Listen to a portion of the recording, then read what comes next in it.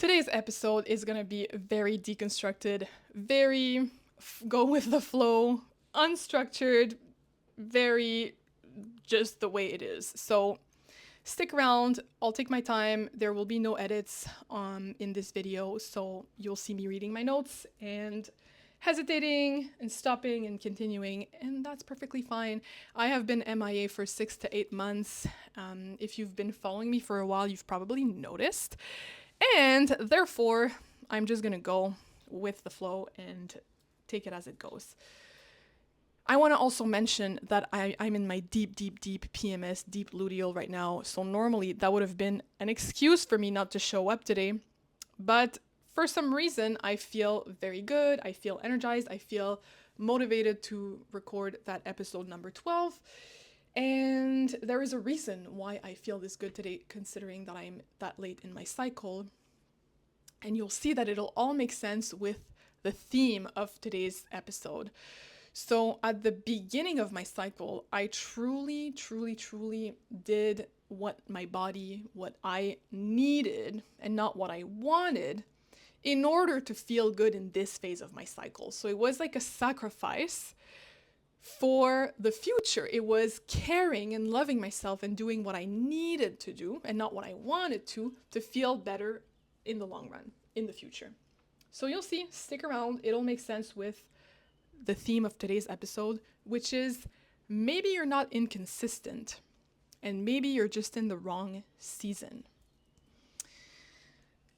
Yes, so MIA for 6 to 8 months. I stopped posting probably around October or November of last year, and there is a reason why behind it. And you've probably seen my post, or I've mentioned it briefly before, but I was noticing that I was spending 1 to 3 hours creating content every day, and I was not making any ROI, any return on the investment of that time every day. And so at some point, I had to face the truth. I had to really face the music, sit down and notice what was not going well in my life and address it. And the big elephant in the room was that I had $18,000 of debt. I was in complete fight or flight, freeze mode, dysregulation, survival mode, call it whatever you want, every single day of my life. Everything felt like a mountain. Everything felt overwhelming. I love the saying that it goes this way. You're not experiencing life, you're experiencing your nervous system, and that was truly my case. I was experiencing my nervous system. Life felt horrible. I didn't want to continue living on like this anymore. It didn't feel like it was worth it at that point. I was in pain physically, mentally, emotionally, crying all the time, a real mess. So yeah, I needed to do something about this. It was not sustainable to keep going this way, and I had to preach luteal brain. I had to practice what I preach, and I had to have a cup of my own medicine.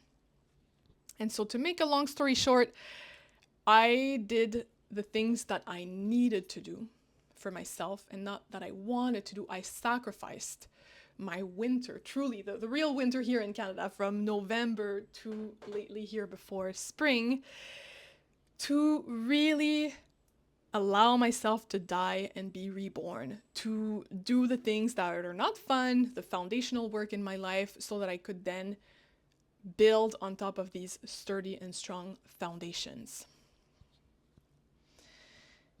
And so, over the course of the past months, of course, I still had ideas of things that I wanted to put out. I still had ideas of podcasts I wanted to create and whatnot. And they all piled up in my notes and I never did anything with them. And it's okay. And it's normal because I first needed to work on my root, on grounding myself, grounding my life, because anything that you will build in your life that is not from a place of safety will not be perceived as authentic, will not resonate with people. We can feel it when someone is creating from a place of fear. It will not have that same high vibrational energy behind it. It will not be magnetic. And I was completely aware of that. I had paid thousands of dollars for a coaching program that was great, but it was just not providing the results for me because I was not in a place to create from from authenticity, from high vibration, from pleasure, from joy, from ease, from safety. And so when I realized that I needed to do these things for myself, and I really surrendered into this inner season of my inner winter of death, I finally paid off $18,000 of debt. I took care of my root. I rebuilt myself. It was not fun, but I knew that it was what I needed and not what I wanted. And I knew it would pay off in the future. I knew I was planting seeds to be able to appreciate the fruits of my labor later down the road. And so it was literally, I felt like every day when I was waking up and going to work, because I had found a part-time job, I felt like the ant in the story. I know the name in French. I can't remember the name in English. La cigale et la fourmi. So it's like, I think it's the cicada and the ant. And in the winter, the ant is working to prepare for the winter. In the summer, the ant is working to prepare for the winter, and the cicada is singing. And when the winter comes, the cicada goes to knock at the door of the ant, and she says, "Do you have anything for me? I'm freezing. I'm cold. I'm hungry." And the ant told her, "Well, you should have worked instead of singing." So anyhow, I felt this way, but for me, it was my inner winter was truly in the winter, and I was working to be able to bloom in the spring and to shine in the summer and to do things that I love out of pleasure and not out of survival and need and fear. And so that made me think of something, and I want to read it to you because I took it down as a note. It goes like this. Rest and avoidance can look identical from the outside, but your body knows the difference. So when you feel tired and you know that you should be resting and you're really tired, like in your PMS, for example, I think that's the best example because truly your body is tired because you're burning more energy, your hormones are really, really working hard, and you physically need that rest. And if you push yourself, to example, drink a coffee, push through, and still post your content and go to the gym, this is not respecting the intuitive nudge and the signals and the inner voice that you're receiving. And to the contrary also, if you're like me today in your PMS, in your luteal, and you're like, you know what, I'm not going to post, I'm not going to go walk because I'm in my luteal and I am allowed to rest and do nothing. This, in that case, I would call avoidance, because if you have the energy, if you feel good like me today, why force yourself to fit in a box when you actually could go for a walk and that would benefit your body? You shouldn't go for like a massive HIIT workout or whatever, but trust yourself. You gotta trust yourself more. You gotta listen to your inner voice. You have to trust your gut and trust your body and trust that when you need something, you will know. Even if that is not something that you want to do, you have to do it. If your finances are crap, you know it. And you have to do something about it. Yes, what an adventure that was. Okay, I talked about that, the season of death, my inner winter, disappearing, slowing down, paying off debt, stabilizing, simplifying my life, surrendering. Yep, exactly. That's exactly what I said. We went through this. And yeah, so basically, the aha moment for me, the gold nugget, was that the moment I surrendered to that season, my life started stabilizing. The more I was fighting it, the more it was just like digging my grave lower and deeper and deeper and deeper. I had to really surrender to the winter for everything to stabilize. And remember, life works in the law of least resistance. So if it's not working and you keep pushing and pushing and pushing in one direction and it's not working, change direction. For me, it was not working through coaching. I was not making money from coaching. I was making $0 from the program that I paid for coaching. And it was not because the program was not good. It was because I was not in a place physiologically to be able to hold that space for people and to be able to receive that abundance from that place of scarcity, of lack, of dysregulation. And I just want to here bring a little caveat because, listen, some women have a very resilient nervous system and they can really do like crazy leaps and like regulate as they go, and they have that capacity. But if you're like me and you're easily dysregulated, you're easily anxious or stressed out, and that you've been in fight or flight for 4 or 5 years, that was my case building my business, then it's normal that you need more time to regulate, come to a place of stability before challenging yourself again and trying things that stretch you out of your comfort zone. Okay, where am I at? Let's go back to my notes. My life started stabilizing. I did say that. So naturally, yes, I paid off $18,000 of debt, calmed my nervous system, brought structure and safety in my life. Yes. Okay, next point, the freeze state.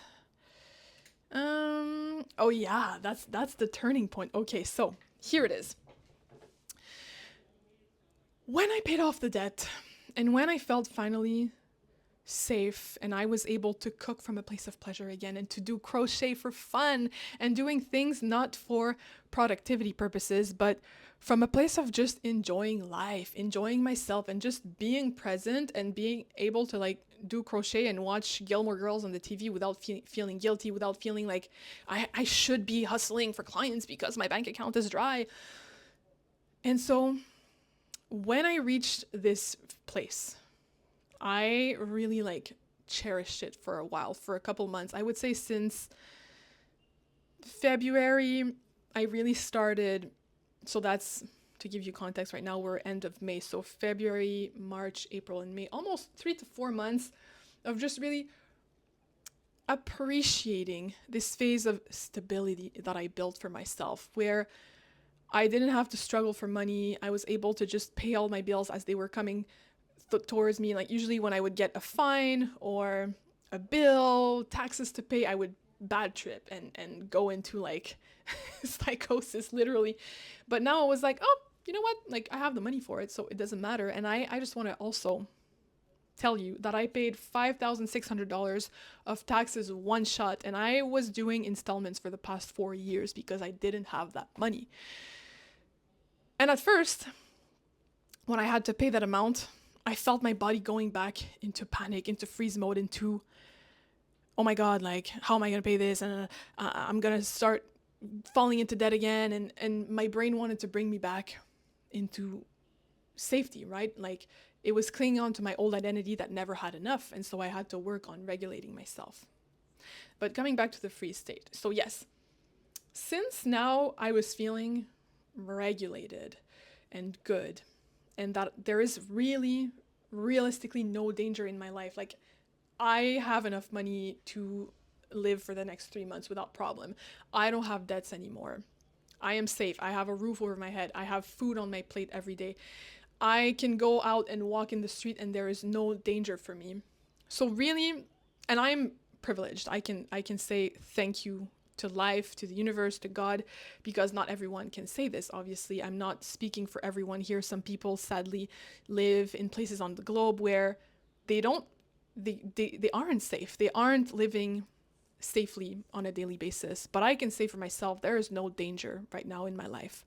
And so there is no reason for me to fall into that freeze state, fight or flight, dysregulated, chronic stress anymore. There is no reason. So it is my job on a daily basis, when I feel my body contracting and clenching again, my jaw clenching, my diaphragm contracting, and my breath being more shallow, it's my job to be like, hey, you're safe. There's nothing to worry about.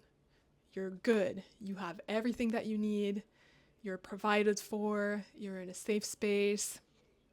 We've got this.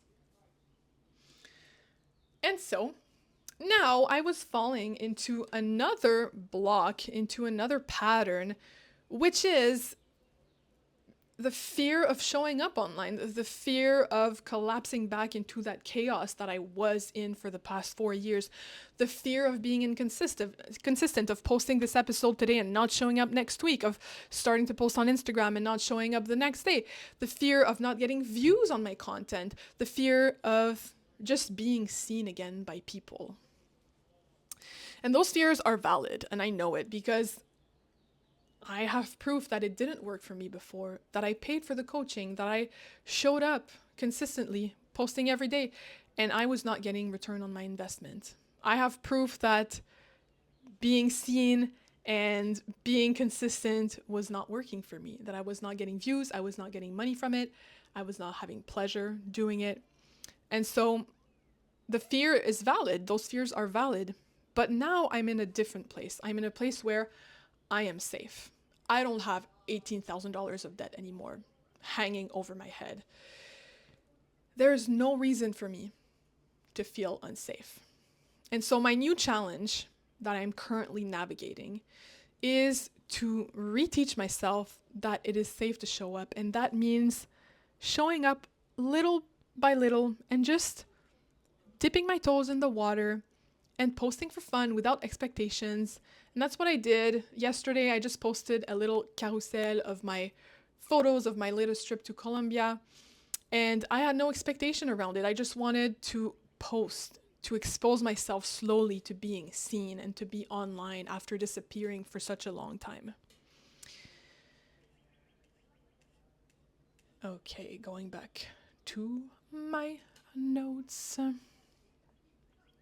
Oh yeah, that was a good topic here. So the misunderstanding behind the famous balance between feminine and masculine energy that everybody online talks about, but I feel like there's a big misunderstanding around that concept of balance, and that balance between the feminine and the masculine is not a mathematical equation of like 50-50 every day. Every day you should be perfectly balanced between both. It doesn't really work like that. Some days you're 10% in your feminine, some days you're 10% in your masculine. And at the end of the day, what matters is that when you take a step back and you look at the whole year, that you were in balance. But it's normal to cyclically go through phases of being in your feminine, being in your masculine, doing more, resting more. And it all has to do with your inner seasons and you trusting that when you want to work out hard, that when you have the energy for it and it comes from a genuine place of being energized and not hustling and going against your inner season, that it's fine. And some days meeting your edge is resting because for you it feels unsafe to rest. And some days meeting your edge is taking action, like me today, where I've been hiding for the past months, fearing that I wouldn't get results like before, fearing that I would be doing this for nothing, wasting my time. And so another line that I took note of that I like is some people use masculine energy to override themselves, and others use feminine energy to avoid themselves. So let that sink in. I really like this little quote that I came up with earlier. So then basically the work that you have to do is learning the difference and being attuned, just like really trusting yourself, going within and stop comparing to others, stop trying to bypass the inner season that you're in. There is beauty, there's medicine, there's lessons, teachings in every season. All right. Okay, another thing that I really love, this concept has really helped me in the past months to pay back my debt, to go through my inner winter, to build these sturdy foundations for myself, to be reaching this point today where I'm finally being able to do the work that I love and to be putting myself out here out of joy, out of pleasure, not out of productivity or expecting results of any sort. And that concept is the concept of the inner parent and the inner child. So basically, okay, I know, I'm all over the place, but it's okay. Incentives. I want to talk about incentives. That's something that really worked for me as a kid, as a teenager. My parents would work with incentives with me because I was someone that would give up easily on her projects. I would sign up for classes and drop, sign up for school programs and then drop. And I didn't really know what I wanted and I was just not consistent. And so my parents started incentivizing things for me. For example, when I wanted to go in Spain for my student exchange, they were afraid I would leave halfway through it and come back to Canada because that's what I was known for. And so they told me, if you do it all the way, if you finish it, when you come back, we will pay you half of the rent that you paid over there.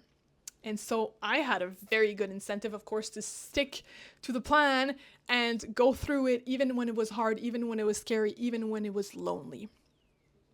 And so if you're right now living your life from a place where you reward yourself before doing the hard things, I want this to be a wake-up call for you and a challenge to give yourself in the next days to shift things around and do the hard things first. Do the things that are hard and that are good for you first, and then reward yourself with what you want to do. So for example, today, I really wanted to go on a walk. But I had things to do because I came back from Colombia last night. I had to wash my clothes, clean up my house, do all the things that you do when you come back from a trip. And I had some priority work to do for some clients. And so I said, you know what? Do these things and then you'll have the reward to go for a walk. And another thing that is part of this inner parent, inner child metaphor is,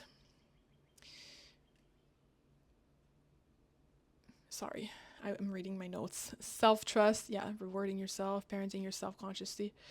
Yeah, basically that's everything that I said. So yeah, okay, I like this line. I'm gonna tell it to you if you want to take it down. It goes as is. I stopped parenting myself through shame and I started parenting myself through trust and building that relationship of trust with myself, that I am the person that I can count on. I don't know about you, and I know I'm a very lucky, again, and privileged person for that. My parents are the most amazing people in the world, and I know I can count on them at any time. And if that's not the case for you, try to find another example.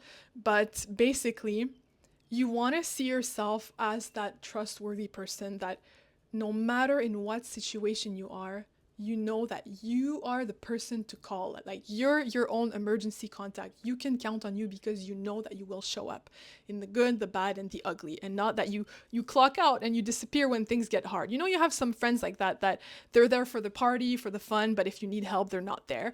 And you don't want to be that person for yourself. You want to be the good friend, the parent that is there for you in the rough times, and that is going to tell you if you need to do something to change something about yourself in your life, that they will tell you to your face and they will say, hey, like now stop fucking around and do the work. Go find a job, fix your finances, get your life in order basically. So that is what I did, and I really started taking care of myself, loving myself as my parents would. And I would always have them in the back of my mind, like, what would they say, All right. Okay, so now we're getting to the end of what I have to say today. So the rebirth and coming back online. So me being here on episode number 12 today, transitioning into this present moment.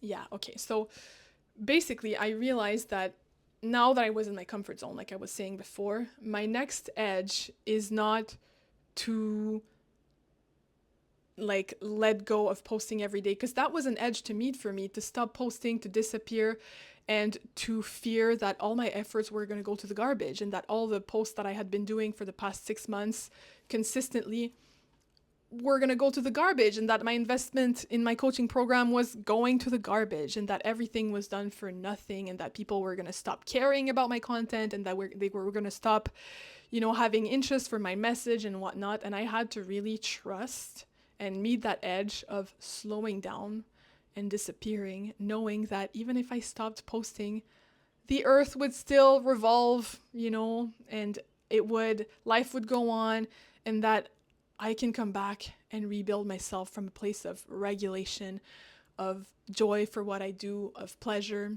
of safety, and that everything is just perfect the way it is. So I realized that now that my next edge is not to rest anymore, but to allow myself to be seen again.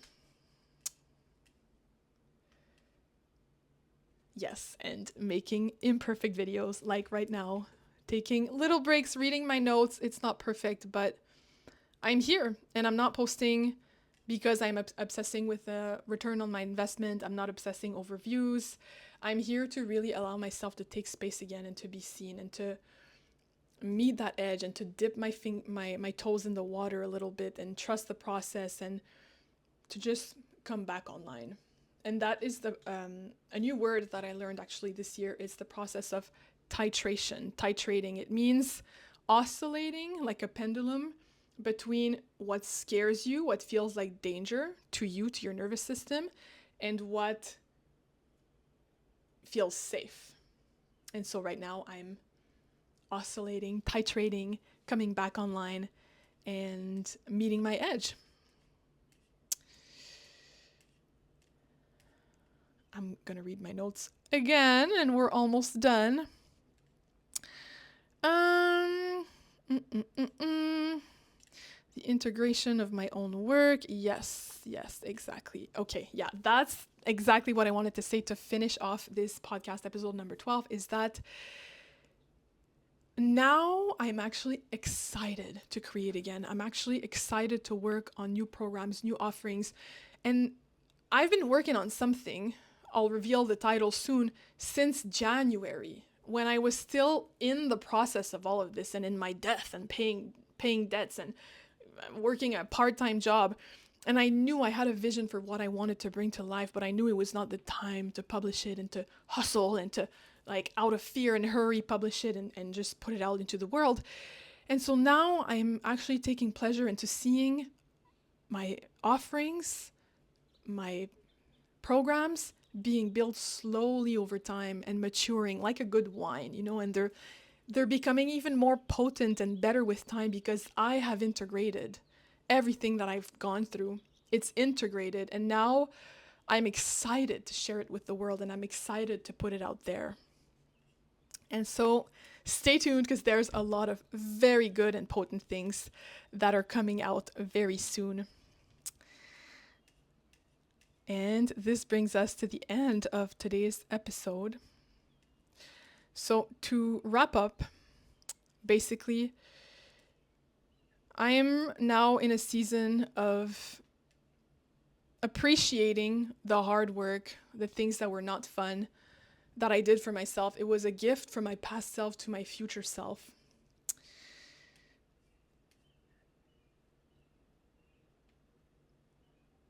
Sorry, I'm reading.